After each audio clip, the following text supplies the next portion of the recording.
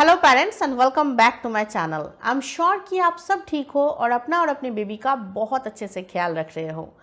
आज हम बात करेंगे 0 to 3 मंथ्स के बेबीज़ के ओवरऑल देखभाल के बारे में।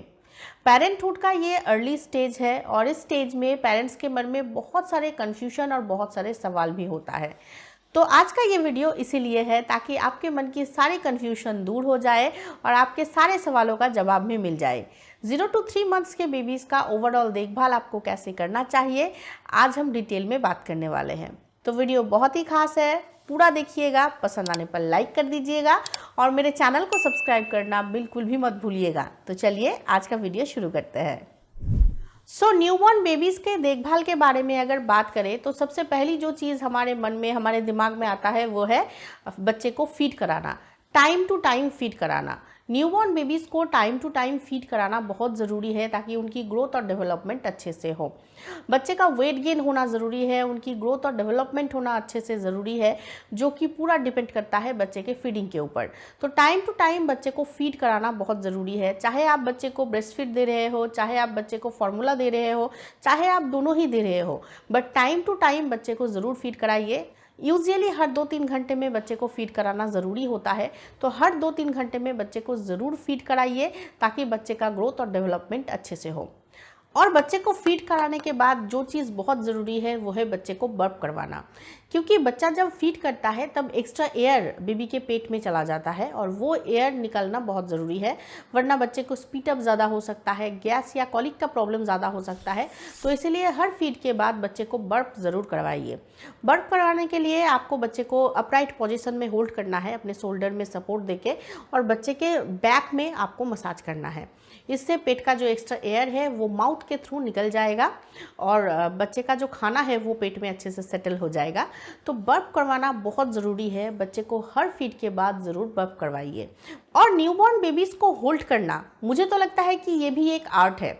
मतलब आपको बेबी के शोल्डर में सपोर्ट ज़रूर देना है और उसके बाद बेबी को अपने लैप में लेना है या होल्ड करना है। तो ये सच में एक आर्ट है और ये धीरे धीरे सीखना भी पड़ता है। एक्चुअली क्या होता है कि न्यूबॉर्न बेबीज़ का जो शोल्डर है वो बहुत ही ज़्यादा नाजुक होता है, जो कि धीरे धीरे स्ट्रॉन्ग बनता है। तो जब तक कि वो स्ट्रॉन्ग नहीं बनता है तब तक हमें बेबी के शोल्डर में सपोर्ट दे के ही बेबी को होल्ड करना होता है।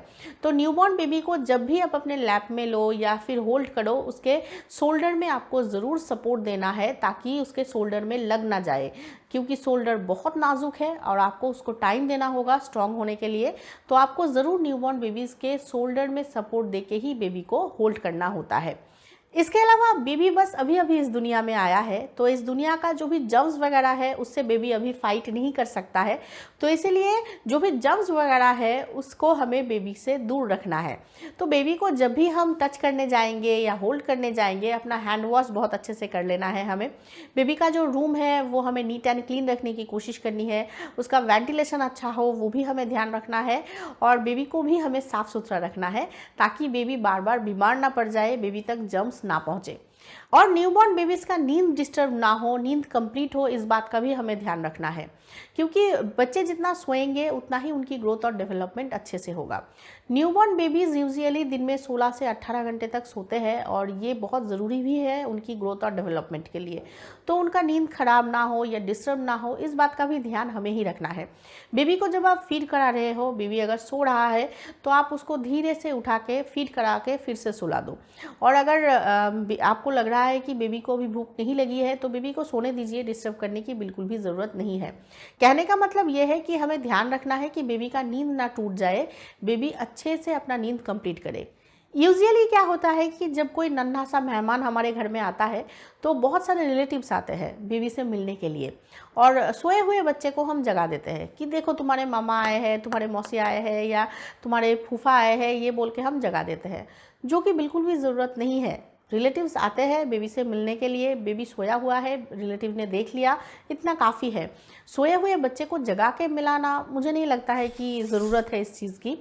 बेबी को सोने दीजिए, उसका नींद खराब ना हो, इस बात का ध्यान आपको ज़रूर रखना है ताकि उसकी ग्रोथ और डेवलपमेंट भी अच्छे से हो।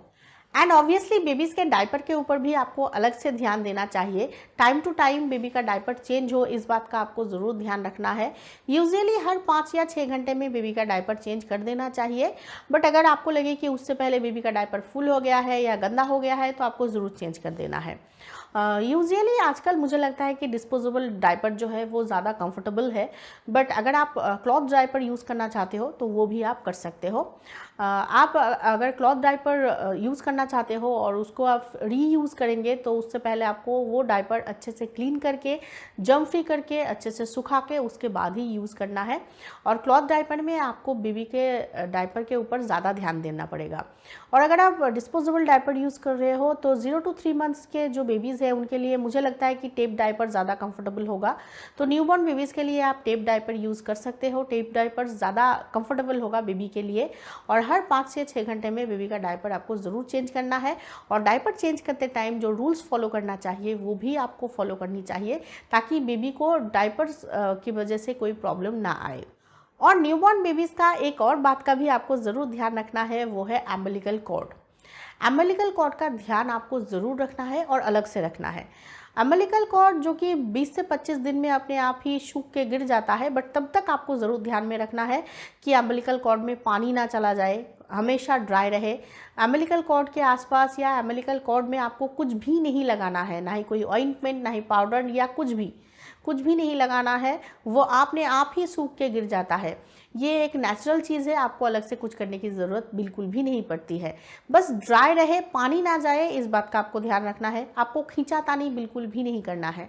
मतलब होता है ना कि ज़रा सा लगा हुआ है तो थोड़ा सा खींच के उतार देते हैं, ऐसा आपको बिल्कुल भी नहीं करना है। ज़रा सा लगा हुआ है वो भी अपने आप ही निकल जाएगा, आपको कुछ खींचातानी करने की ज़रूरत नहीं है। अगर आप डायपर पहना रहे हो तो हमेशा ध्यान रखिए कि अम्बिलिकल कॉर्ड के नीचे आप डायपर पहना हो।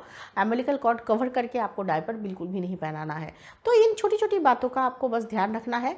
अम्बिलिकल कॉर्ड का केयर कैसे करना है डिटेल में देखने के लिए आप मेरे चैनल में जाके वीडियो देख सकते हैं। इसके अलावा बेबी के हाथ में आपको ज़रूर मिटन पहना के रखना चाहिए, क्योंकि बेबी का एज जब तक 1 महीना या 1.5 महीना नहीं होता है तब तक बेबीज़ का नेल आप कट नहीं कर सकते हैं। नेल्स बहुत ज़्यादा सॉफ्ट होते हैं तो नेल कटर यूज़ करने से भी डर लगता है। तो तब आप बेबी को मिटन्स पहना के रख सकते हैं, ताकि बेबी अपने ही नेल से अपने आप को हार्म ना कर दे। तो आप बेबी को मिटन पहना के रख सकते हो। बट हाँ, ध्यान रखिए कि बेबी जब सो गया है तब वो मिटन आप खोल दीजिए ज़रूर, ताकि हाथ में भी हवा लगे। वरना अदरवाइज़ अगर आपको लगता है कि आपके बेबी अपने ही नेल से अपने आप को हार्म कर सकता है तो आप बेबी को मिटन पहना के रख सकते हैं। और बेबी का अम्बिलिकल कॉर्ड सूख के गिर जाने के बाद आप बेबी को ऑयल मसाज दे सकते हैं। ऑयल मसाज के बहुत सारे फ़ायदे बेबी को मिलता है, बट हाँ, एक बार बेबी के पीडियाट्रिशियन से ज़रूर कंसल्ट कर लीजिएगा। उसके बाद आप बेबी को ऑयल मसाज दे सकते हैं। ऑयल मसाज के बहुत सारे बेनिफिट्स हैं जो बेबी को मिलता है। और मसाज देने के बाद ज़रूर आपको बेबी को ल्यूकवार्म वाटर से बाथ दे देना है, ताकि बेबी बिल्कुल फ्रेश हो जाए, अपने आप को बिल्कुल फ्रेश फील करे। तो पहले आपको बेबी को ऑयल मसाज कर देना है और उसके बाद बिल्कुल एक जो बेबीज़ के लिए सोप होता है वो सोप यूज़ करके बेबी को ल्यूकवार्म वाटर से बाथ दे देना है, ताकि बिल्कुल बेबी फ्रेश फील करे और एक्स्ट्रा जो ऑयल है वो वॉश ऑफ हो जाए। और बेबीज़ के लिए ना टमी टाइम बहुत ज़रूरी है, क्योंकि क्या होता है कि बेबी हमेशा पीठ के बल सोया रहता है तो उसके पीठ में भी दर्द होने लगता है। तो अगर आप बेबी को टमी टाइम देंगे तो बेबी को बहुत ज़्यादा आराम मिलता है। बट आपको बेबी को कैसे टमी टाइम देना है, कैसे सुलाना है बेबी को टमी के ऊपर, वो पहले सीखना होगा। उसके बाद ही आप बेबी को टमी टाइम दे सकते हैं। पहले आप सीख लीजिए, उसके बाद आपको बेबी को ज़रूर टमी टाइम देना है और हमेशा बेबी के साथ ही रहना होगा जब आप बेबी को टमी टाइम दे रहे हो। यूजुअली जब हम बेबी को मसाज देते हैं तभी हम बेबी को टमी टाइम देते हैं, ताकि बेबी के पीठ में जो दर्द है, जो हमेशा सोया सोया रहता है पीठ के बल, तो पीठ को भी आराम मिल जाता है और बेबी को भी काफ़ी अच्छा लगता है। तो टमी टाइम के भी बहुत सारे बेनिफिट्स हैं जो मैं बाद में आप लोगों के साथ डिस्कस करूंगी। तो टमी टाइम अगर आप बेबी को देना चाहते हो तो पहले अच्छे से सीख लीजिए, उसके बाद बेबी को आपको ज़रूर टमी टाइम देना है। एंड ऑब्वियसली बेबी का जो भी वैक्सीनेशन है वो आपको टाइम टू टाइम कराना चाहिए। बेबी को रेगुलर चेकअप ज़रूर कराना चाहिए।